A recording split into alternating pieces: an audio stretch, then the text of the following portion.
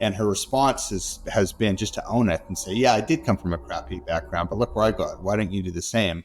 I recently spoke with Yi He, who's been called the most powerful woman in crypto for a reason. She's the co-founder of Binance, world's biggest cryptocurrency exchange. And this is, I believe, only the second time she's done an English language interview. Binance came out of nowhere in 2017. Within a year was world's biggest exchange. And that's where it is right now, despite some massive legal troubles. I mean, that's maybe putting it too softly. CZ, the founder, had to go to jail for 5 months. They paid $4.3 billion, which is frankly a record fine for any company. What Binance was actually charged for was failure to put in proper money laundering controls. And yet somehow they're basically back where they were 2 years ago before all this started. One reason that Yi is a very interesting figure is not just she's incredibly rich and very powerful through her job. She also has a rags to riches story. She grew up in a sort of poor rural village in Sichuan province of China. She was the first to go to university. She'd never been into a library until she stepped foot in the university. I've interviewed a lot of crypto executives, and Yi sort of stands out in that from her very humble beginnings,